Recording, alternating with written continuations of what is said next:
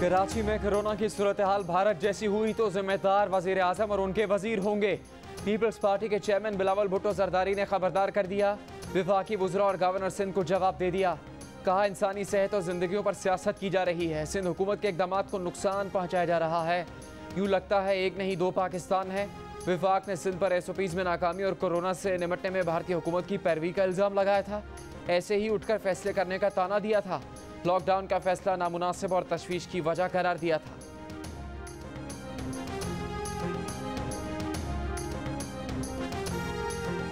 सिंध में मोटरसाइकिल की डबल सवारी पर पाबंदी खत्म। गाड़ियों में भी 2 से ज्यादा अफराद सफर कर सकेंगे। सिंध हुकूमत ने लॉकडाउन से मुतालिक कुछ पाबंदियां नरम कर दी।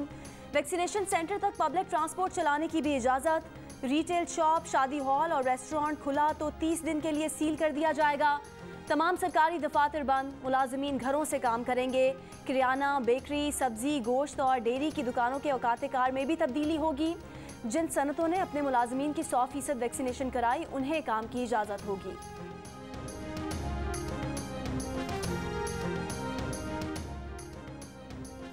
सिंध में जुज़वी लॉकडाउन का पहला रोज। कराची में बाजार और कारोबारी मराकज़ बंद। ट्रैफिक कम रहा। सड़कों पर नाके। पुलिस ने मास्क और वैक्सीनेशन सर्टिफिकेट चेक किए। लोगों की बड़ी तादाद ने पब्लिक ट्रांसपोर्ट ना होने के बायस रिक्शा में सफ़र किया। एक रिक्शे में 5-5 लोग सफ़र करते रहे। शहरियों की बड़ी तादाद मास्क के बगैर नजर आई। कराची में कोरोना के मस्बत केसेस की शरह 23.5% रिकॉर्ड की गई। लंबी कतारों में समाजी फासलों की पाबंदी हवा में उड़ा दी गई। कराची के वैक्सीनेशन सेंटर्स पर SOPs की खिलाफ वर्जी बढ़ गई। एक्सपोज सेंटर में अवाम का रश लग गया। लोगों की धक्कम पेल से शीशा टूट गया। सिक्योरिटी पर मामूर एक शख्स मामूली जख्मी हुआ। सिविल अस्पताल के वैक्सीनेशन सेंटर में हुजूम बढ़ गया। सिक्योरिटी अफसर वैक्सीनेशन रूम में बेहोश हो गए। डाउ अस्पताल में भी शहरियों का रश। समाजी फासला नजरअंदाज कर दिया। पुलिस और इंतजामिया भी नज़्मो ज़ब्त बरकरार रखने में नाकाम। कोरोना फैलने के खतरात बढ़ गए। नामुनासिब इंतजामात पर अवाम का हुकूमत से नोटिस लेने का मुतालबा। कश्मीर प्रीमियर लीग खराब करने की भारतीय साजिश बेनकाब। जनूबी अफ्रीका के क्रिकेटर हर्शल गिब्स का भारतीय क्रिकेट बोर्ड पर धमकी देने का इल्ज़ाम। कहा भारतीय क्रिकेट बोर्ड गैर ज़रूरी तौर पर पाकिस्तान के साथ अपने सियासी एजेंडा को बीच में ला रहा है। उन्हें टूर्नामेंट खेलने से रोकने की कोशिश की जा रही है। धमकी दी जा रही है कि क्रिकेट से मुताल्लिक़ किसी काम के लिए भारत में एंट्री की इजाज़त नहीं दी जाएगी। ये एक मज़ाक़ खेज़ बात है।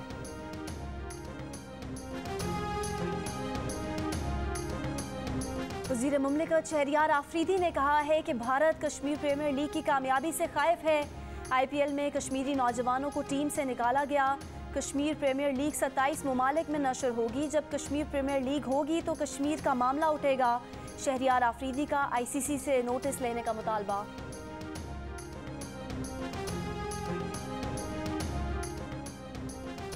पाकिस्तान क्रिकेट बोर्ड ने भारतीय क्रिकेट बोर्ड के इक़दाम को खेल की बदनामी करार दे दिया। कहा यह मामला ICC के मुनासिब फोरम पर उठाया जाएगा।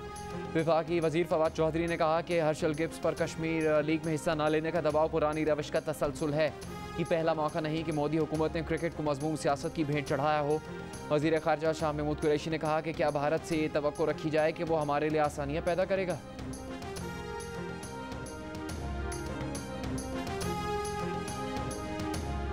हुकूमत का चीनी 89 रुपये 50 पैसे फ़ी किलो बेचने का हुक्म। अवाम 102 से 110 रुपये किलो में ख़रीदने पर मजबूर। हुकूमती अहकामात हवा में उड़ा दिए गए। मुताल्लिका हुकाम सरकारी रिटेल कीमत पर चीनी की फरहमी में अमल दरामद कराने में नाकाम। इदारे शुमारियात के मुताबिक मुल्क में चीनी 102 से 110 रुपये फ़ी किलो में फ़रोख्त हो रही है। कराची, इस्लामाबाद समेत तमाम बड़े शहरों में चीनी 110 रुपये किलो तक फ़रोख्त होने लगी।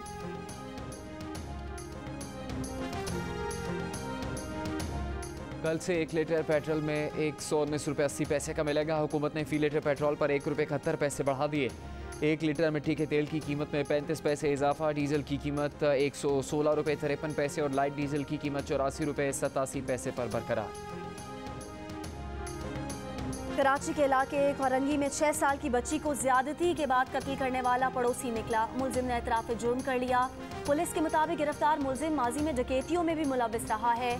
मुलजिम ने बताया है कि उसने बच्ची को ज्यादती के बाद रिक्शे से फेंका, जिससे बच्ची की गर्दन की हड्डी टूट गई। बच्ची के चेहरे पर पानी फेंककर होश में लाने की कोशिश की। होश में न आने पर बच्ची को कपड़े में लपेटकर फरार हो गया। बच्ची की लाश 28 जुलाई की सुबह कचरा कुंडी से मिली थी। दूर मुकदम कत्ल केस में नई चीज़ें और मजीद किरदार भी सामने आए हैं। 40 घंटे की CCTV वीडियो का जायजा ले रहे हैं। इस्लामाबाद पुलिस का जुडिशल मजिस्ट्रेट की अदालत में बयान। गिरफ्तार मरकजी मुलजिम ज़ाहिर जाफर मजीद 2 रोज़ के जिस्मानी रिमांड पर पुलिस के हवाले। मुलजिम का तिब्बी मुआयना करवाने की भी हिदायत। वफाकी वज़ीर दाखिला शेख रशीद का कहना है कि मुलजिमान को किसी कीमत पर नहीं छोड़ेंगे। अफगान सफ़ीर की बेटी के केस में गरीब टैक्सी ड्राइवर्स को छुड़वा दिया है। लाहौर के मुख्तलिफ इलाकों में बारिश से नशेबी इलाकों की गलियां और सड़कें डूब गईं। सर्विसेज अस्पताल में डॉक्टर्स की कैफेटेरिया की छत टपकने लगी। इंतजामिया ने देगचे और दीगर बर्तन रख दिए। तूफानी बारिशों, लैंडस्लाइडिंग और ग्लेशियर पिघलने से गिलगित बल्तिस्तान में बड़े पैमाने पर तबाही। इश्कोमन दरिया में तुगयानी से पानी स्कूल में दाखिल। गिलगित के नाले बिफरे तो कई मकानात और मवेशियों को बहा ले गए। शाहराह कराक्रम का गिलगित से लास्ट सेक्शन छोटी गाड़ियों के लिए खोल दिया गया। शहबाज शरीफ के पार्टी क़यादत छोड़ने की बातों में कोई सदाकत नहीं, राना सनाउल्लाह ने तरदीद कर दी। सियालकोट का ज़िमनी इलेक्शन प्रिजाइडिंग अफसरान के जरिए चोरी कराने का इल्ज़ाम लगा दिया। कहा सियालकोट में प्रिजाइडिंग अफसरान को खरीदा गया। तहरीक इंसाफ के हामी प्रिजाइडिंग अफसरान को लगाया गया। तारीख में पहली बार आम इंतखाबात से ज़्यादा ज़िमनी इलेक्शन में वोट पड़े। मुनशियात बरामदगी केस में राना सनाउल्लाह फर्द जुर्म के लिए 11 सितंबर को तलब।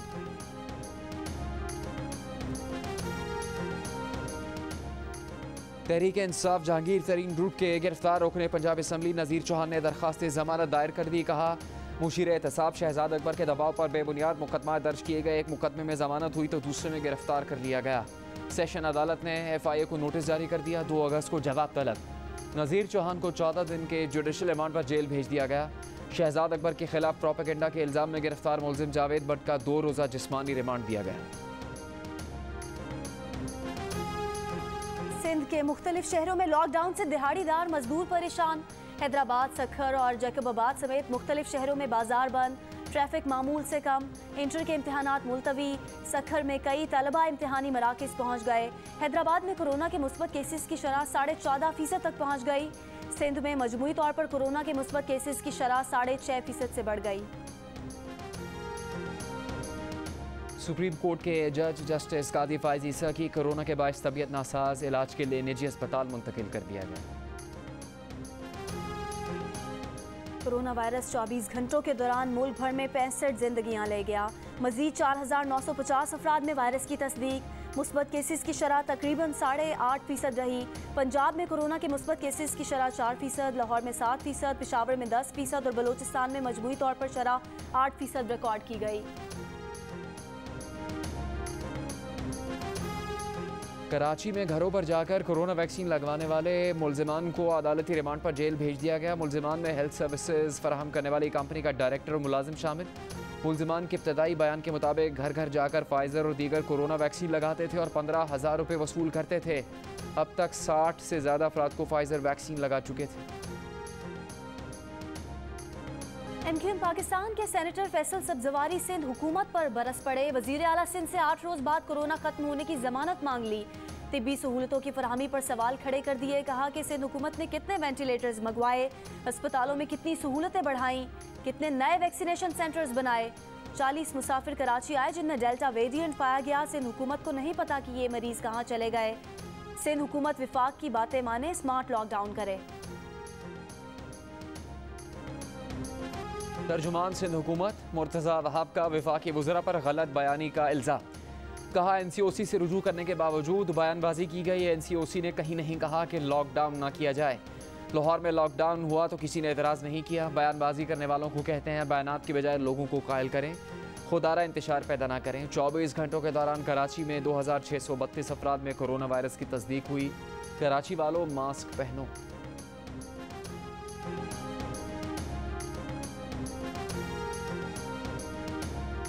वफाकी वजीर दाखिला शेख रशीद ने भी सिंध हुकूमत के लॉकडाउन के फैसले की मुखालफत कर दी। कहा सिंध में लॉकडाउन करके ये अपना नुकसान करेंगे।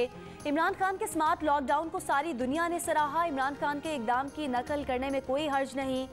मुस्तकबिल में सिंध में PTI हुकूमत बनाएगी। पहले ही बता दिया था, नून में से शीन निकलेगी।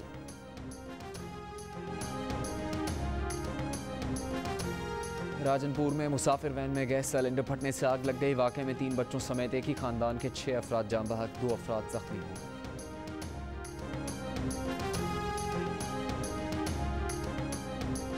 रावलपिंडी में मां बेटे को बेदर्दी से कत्ल करने वाले मुलजिम वाजिद ने एतराफ़े जुर्म कर लिया। कहा खातून को शादी से इनकार पर कत्ल किया। मुलजिम की निशानदही पर आला एक कत्ल बरामद कर लिया गया। मुलजिम वाजिद ने खातून और उसके 14 माह के बेटे को कत्ल करने के 3 दिन बाद गिरफ्तारी दी थी।